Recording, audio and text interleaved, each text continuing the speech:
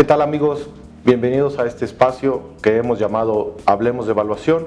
Y bueno, el tema que hemos escogido para el día de hoy, la pregunta es, ¿se puede evaluar la naturaleza? Y bueno, no hay una respuesta correcta, la respuesta sería sí, no, dependiendo a qué autor le preguntemos. Es decir, ustedes saben que las publicaciones científicas son esos documentos que aportan a la sabiduría de la humanidad, que tienen un reconocimiento, una publicación indizada y que prueban una rama de la ciencia. Entonces, cuando yo les digo que sí y que no es la respuesta correcta, me refiero que las dos son posibles, porque de las dos posturas hay autores, publicaciones científicas que argumentan el por qué sí, pero bueno, sobre todo es importante que son publicaciones científicas. Eso quiere decir que son verificables y que se pueden corroborar, entonces tienen la categoría de conocimiento. Entonces, vamos por ejemplo a abordar la postura un poco que dice que no se puede evaluar la naturaleza. Es la postura humanista social y sostiene que, bueno, es imposible modelar la totalidad de la naturaleza. Como les decía, como en toda rama o disciplina hay autores que defienden esta postura. Uno de ellos es el autor mexicano Enrique Leff. Él es un humanista, filósofo, ecologista, y es autor de varios libros como Saber Ambiental y publicaciones científicas. Les voy a leer una frase de este autor, Enrique Leff. Él dice por qué es absurdo modelar la naturaleza. Dice así: no existe un instrumento económico, ecológico o tecnológico de evaluación con el cual pueda calcularse el valor real de la naturaleza en la economía. Contra la pretensión de reducir los valores diversos del ambiente a una unidad homogénea de medida, William Kapp advirtió ya desde 1970 que en la evaluación comparativa de la racionalidad económica, energética y ambiental intervienen procesos heterogéneos, por los cuales no puede haber un denominador común. Más allá de la imposibilidad de unificar esos procesos materiales heterogéneos, la economía misma se ha quedado sin una teoría objetiva del valor. Entonces, bueno, como ven, aquí habla de que la parte energética, ambiental, económica, es muy difícil darles un común denominador. A eso se refiere, que es imposible tratar de modelar. Sin embargo, no es la postura que vamos hoy a revisar a profundidad. Así como hay una postura que dice que no, hay una postura que afirma que sí se puede monetizar la naturaleza, tiene sus asegúnes, es decir, una vez que se acepta esto, hay que conocer las definiciones para costo, precio y valor y entender qué entendemos cuando estamos evaluando la naturaleza. No hay una sola teoría que pertenezca a un autor el que diga que sí, sino que a lo largo del siglo pasado, desde 1920, empiezan a aparecer varios autores que hacen aportaciones al respecto. Por ejemplo, en 1947, el director de parque de Estados Unidos, bueno, le dice así al gobierno: ¿sabes qué? No tengo un método, no sé cómo evaluar los parques, ¿no? Entonces hacen una licitación, lo que sería el equivalente al Servicio Nacional de Investigación, pero bueno, de Estados Unidos, y varios investigadores atienden este concurso. El ganador es el investigador Harold Hotelling, que manda una carta en la que explica la relación entre los costos generados por la demanda de recreación y el valor del recurso. Entonces, esta carta, dicho de otra manera, habla de todos los costos en los que incurre un individuo para ir a disfrutar el recurso. Es decir, ¿en qué medio se transportó? Automóvil, bicicleta, colectivo, caminando. En el vehículo que lo hizo, usó gasolina, gas natural, diésel. ¿Cuántos cilindros traía? Cada persona, dependiendo la ubicación en la que viva, su domicilio geográfico, tendrá un costo diferente de ir al recurso y obviamente también el medio. Entonces es una parte importante de este método, la parte del costo de viaje, y la otra es el costo de hora hombre. Este investigador argumenta, basado en el costo de oportunidad, que el tiempo que tú eliges para esparcirte lo elegiste sobre otras cosas, como por ejemplo trabajar. Entonces, de acuerdo también al ingreso mensual de cada encuestado, entre las horas que pasa en el recurso se calcula la hora hombre más la hora del costo de viaje por los visitantes anuales. Entonces, bueno, este método, aunque surge en 1947, hay investigaciones a nivel mundial donde se aplica. Ustedes pueden, si se meten a buscadores científicos, pueden poner aplicación del método de costo de viaje a lugares, por ejemplo en México, a este lugar paradisíaco llamado Holbox, al Parque Cimatario, en España al Parque Nacional o al Humedal, etcétera. O sea, los gastos en los que incurre un individuo. Es de 1947 y se aplica a nivel mundial. Entonces, ahí les pongo un referente. Otro que es muy importante: en 1920, por ejemplo, aparece el libro The Economics of Welfare, que quiere decir economía del bienestar, de donde surge el concepto de los impuestos piguvianos, que el autor, bueno, es Arthur Cecil Pigou. y él habla del concepto del que contamina paga, o sea que si tú dañas algo, cuando se hace un proyecto, se deben de enlistar los costos de remediación e incluirlos en el costo de producción. Yo, si por ejemplo causo tal daño al río, en mi modelo, cuando produzca mi actividad económica, debo de tener un costo de remediación hacia el río, que eso incluido en mi precio, para que yo cada vez que venda algo, pero bueno, esto no se aplica, pero dicho de otra manera, vamos a decirlo, los impuestos piguvianos son impuestos correctivos recaudados sobre cada unidad producida por un agente generador de externalidades. El concepto de externalidad es como el equivalente a impacto ambiental, pero es la parte económica. Entonces una externalidad ambiental, ¿a qué se refiere? Cuando una empresa está en marcha con su proceso de producción, si una externalidad la vamos a definir de la siguiente manera: cuando una persona incide sobre la función de producción de otra persona, no sé, física o moral, solamente si incides de manera positiva hasta te va a dar las gracias, pero si incides de manera negativa te va a decir que le repares el daño. Entonces, a esto se refiere cuando una empresa, si está contaminando algo, esa externalidad que tiene en su modelo económico la tiene que internalizar. ¿Cómo la internaliza? Poniéndole un costo de remediación a ese impacto ambiental para que en su modelo por pieza que produce esté incluido el costo de remediación.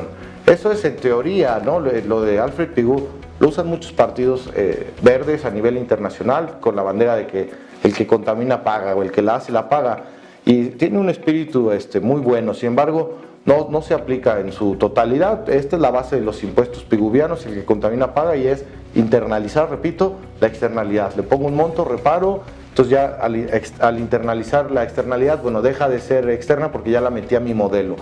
Pero no todo es no fue aceptado por todos. Por ejemplo, un investigador, un economista llamado Ronald Coase, en 1961 publica un ensayo que se llama El problema del costo social, y en esta postura, bueno, ataca de manera frontal a Arthur C. Pigou, porque dice que hay muchos proyectos que a la hora que se corren no enlistan todos los costos de remediación. Entonces, ¿qué pasa? Por ejemplo, un ejemplo claro sería la minería. O sea, si la minería enlistara todos los costos de remediación que necesita para el proyecto, no sería viable. O sea, si en el costo del modelo pusieran todo lo que dañan el agua, el suelo, las comunidades, todo, etcétera, la parte de las raíces cuando se asientan en unos que llaman territorios sagrados, o sea, si enlistaran todos esos costos de reparación ambiental y social, no irían los proyectos, serían inviables. Pero obviamente de esto habla Ronald Coase, que dice: ¿quién paga los costos ambientales que nadie paga? La sociedad. O sea, ese es el costo social.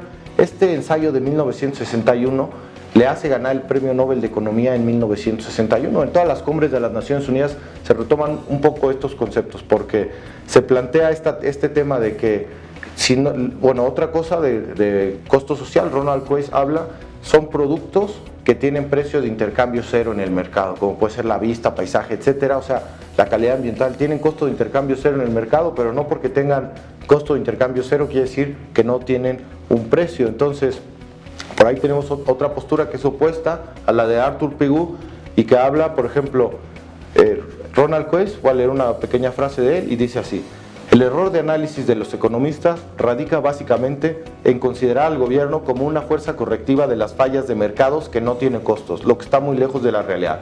Como les hablaba, son precios de intercambio cero, o sea que no tienen costo. Y bueno, este ensayo de Problem of Social Cost lo pueden encontrar en internet. Originalmente fue escrito en inglés, pero ya está traducido. Como les decía, le hace ganar el premio Nobel. Y bueno, uno de los varios casos que plantea, también es importante, este ensayo, aunque fue de un economista, planteó ciertos paradigmas también en el nivel de la abogacía en Europa. ¿Por qué? Por ejemplo, planteó un caso de un doctor y un zapatero que toda la vida habían sido vecinos. El zapatero realizaba su oficio y el doctor daba sus consultas. ¿Qué pasa? Que el médico decide extender en la parte de atrás su consultorio, y como es donde el zapatero fabrica, el ruido le impide dar consultas, no puede usar el estetoscopio, y ahí empiezan en un dilema y hay una demanda. Entonces esto plantea como, ¿quién tiene más derecho? ¿El zapatero que hacía el oficio o el médico? ¿Quién pierde más? Este es uno de todos los casos que vienen en este ensayo llamado El problema del costo social. Y bueno, como les digo, también muchos abogados a nivel internacional planteó paradigmas, no solo en la economía, el problema del costo social. Y bueno, un autor un poco más reciente, tenemos a Robert Di Costanzo. Él es un economista estadounidense, y en 1997 publica el ensayo llamado The Value of the World's Ecosystem Service and Natural Capital, es decir, el valor de los servicios ecosistémicos del mundo y el capital natural. Ellos determinan que el valor de los servicios ecosistémicos del mundo es de 33 billones de dólares. Entonces, así como teníamos hace rato una postura de Enrique Leff y un párrafo donde hablaba del absurdo de evaluar la naturaleza, ahora tenemos una postura, este índice, vamos a decir que del 97 para acá, cada año se actualiza, así como Roberto Di Constanza le hizo para poner un valor a todos los ecosistemas. Obviamente lo hizo de manera masiva, por tipo de vegetación, basado en fotos satelitales, pero bueno, no tiene poco mérito, al contrario, modelaron todo, no hay una clasificación en el mundo que no esté y ellos lo actualizan.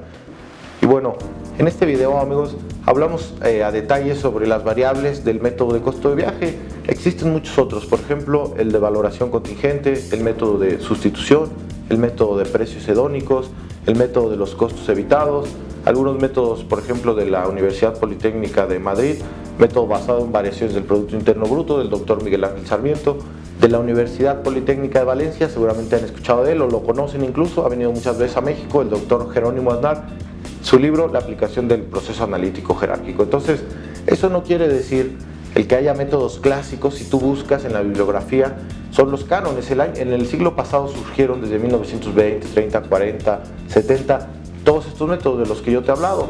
Eso no quiere decir que en las universidades donde se titulan hoy, en Europa, en Argentina, en México, en disciplinas de la evaluación, maestros o doctores, no puedan ellos proponer nuevos métodos. Sí, claro que pueden proponer nuevos métodos, pero las bases sobre los cuales los van a proponer es lo que ya está. De eso lo digo y espero que se entienda, de eso no falta mucho por descubrir, como de la parte filosofal, si se puede o no evaluar, hay diferentes posturas, prácticamente son irreconciliables. Entonces no quiere decir que alguien no pueda seguir aplicando nuevas tecnologías, ¿no? Imagínate, método levantamiento con dron para proyectar los servicios ambientales, ecosistémicos, o sea, eso es algo también que me gustaría aclarar en este video. Y bueno, ya para cerrar, en esta última parte vamos a entrar al concepto de las definiciones de costo, precio y valor. O sea, no importa, me gustaría, podemos citar bibliografía de Sociedad Hipotecaria Federal, de Hacienda, del Instituto Nacional de Avalúos y Administración de Bienes Nacionales, el INDABIN, las normas internacionales de evaluación, el International Valuation Standard and Council. Eso no es lo importante. Lo importante es que entiendas este concepto.